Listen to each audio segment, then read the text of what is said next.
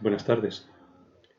En primer lugar, mi compañero Bruno Casal y yo mismo deseamos expresar nuestro más sincero agradecimiento a los responsables de la organización del Congreso, en particular a los presidentes del Comité Científico y Organizador, los profesores Mercedes Fernández Paradas y Federico Galacho Jiménez, por su amable invitación a participar en el evento, así como a los diferentes responsables de las tareas organizativas y técnicas, en particular el profesor Israel Medina Ruiz, por la parte que le corresponde en esta última parcela.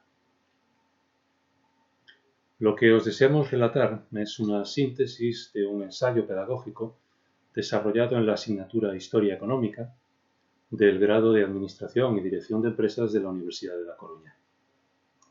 La idea general consistía en, como complemento a la clase expositiva, diseñar una experiencia de aprendizaje mediante la cual los estudiantes debían recopilar material audiovisual, películas y series, aunque con mayor peso de las primeras, y a partir de ahí extraer y editar fragmentos con los que realizar una breve presentación de un bloque pequeño de contenido de un tema preestablecido por el profesor relacionado con contenidos teóricos de la materia. El trabajo se realizó en equipos de 3 miembros intentando potenciar el aprendizaje colaborativo con el fin último de favorecer el desarrollo de diversas competencias: capacidad de búsqueda y gestión de información, trabajo en equipo, organización de tareas, comunicación oral, etc. Una última acotación en relación con el título de la ponencia, Mr. Coppola, I Presume, es un burdo intento de homenajear la figura del director y guionista de Detroit, ligándolo con la idea de la exploración, del conocimiento en este caso, a través de la mítica frase que supuestamente dirigió Henry Stanley a David Livingstone. Y hasta aquí la fotografía, pero conviene detenerse con algo más de detalle en la intrahistoria y en su proceso de gestación. Vamos, o voy, mi colega está oculto detrás de la cámara, a estructurar nuestro cortometraje siguiendo un guión basado en 4 capítulos, al más puro estilo tarantiniano, aunque confiamos que sin los flashbacks y flash-forwards tan propios del genial cineasta. Primero, una sucinta introducción con las motivaciones que nos movieron a dirigir este proceso. En segundo lugar, la literatura que nos ha servido de alimento, a lo que seguirá una caracterización de la materia dentro del plan de estudios y finalmente el método que hemos adoptado.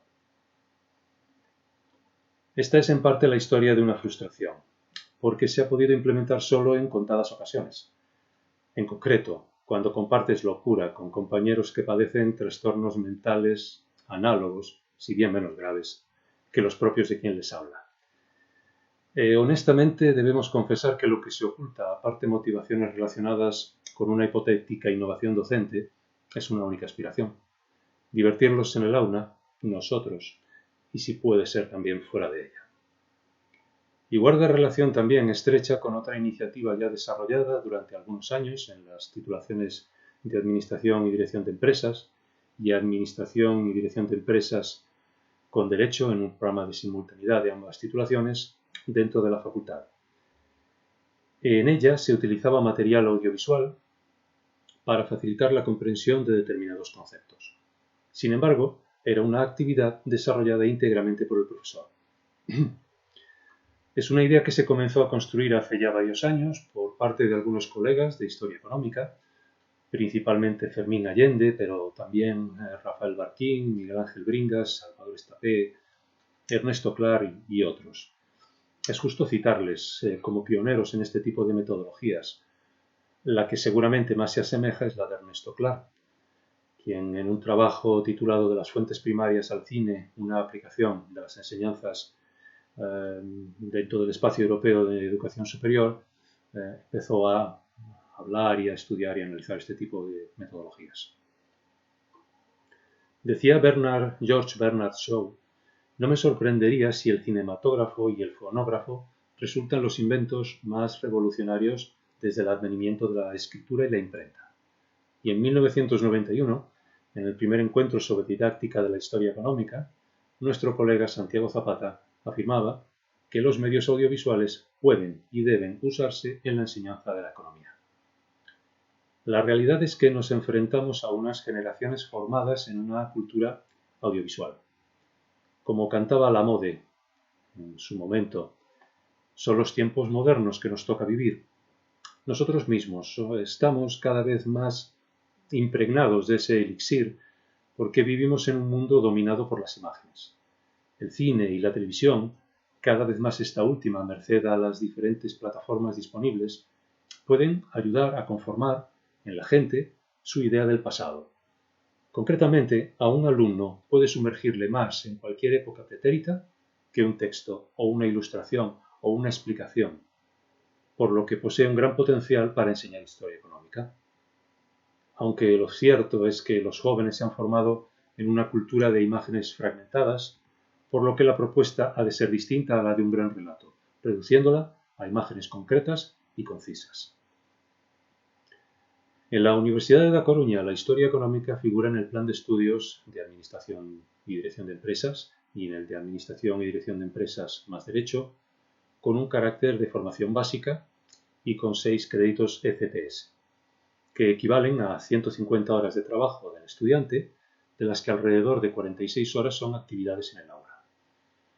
Se cursa durante el primer semestre del primer curso, lo que acarrea desajustes debidos al encaje inicial del alumnado, que todavía encuentra dificultades con las nuevas actividades y con el trabajo en grupo.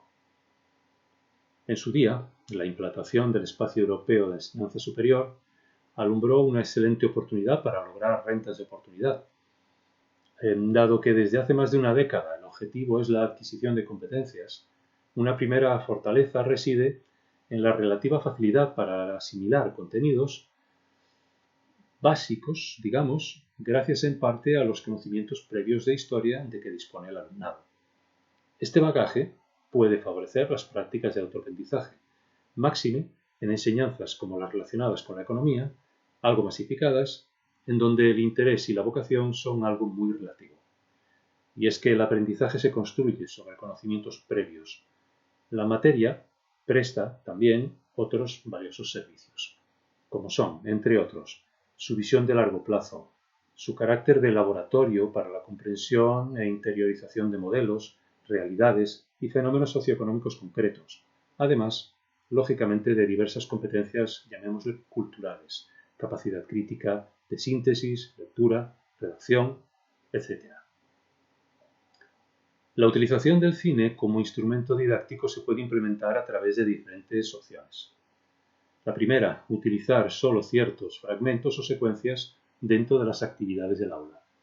La segunda, visionar películas fuera del aula y realizar discusiones en clase o tareas escritas sobre la película.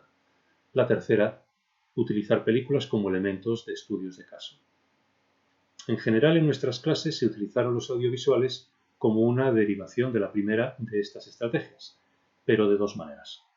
Una, mediante la mera visualización en clase como parte de la explicación teórica, y dos, mediante la visualización previa, y a partir de ahí los estudiantes presentaban un trabajo en el que relacionaban lo visto con el contenido teórico de la materia.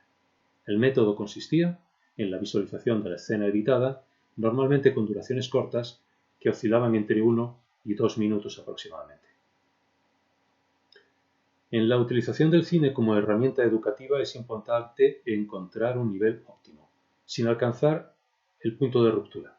Es decir, no utilizar los recursos, digamos, gratuitamente, empleándolos como un sustituto sucedáneo de la explicación, ni tampoco como complemento meramente visual que ilustre y entretenga las enseñanzas del profesor. No se trata de entretener, aunque no haya nada punible en absoluto en hacer las clases más amenas, pero el gran objetivo es mantener permanentemente alerta a los estudiantes. Antes que nada, eso sí, eligiendo documentos útiles y sugerentes, bien sea de manera directa por el profesor o bien, como en el caso aquí narrado, mediante el trabajo de los alumnos. Pero, sobre todo, se trata de involucrarles de dos maneras.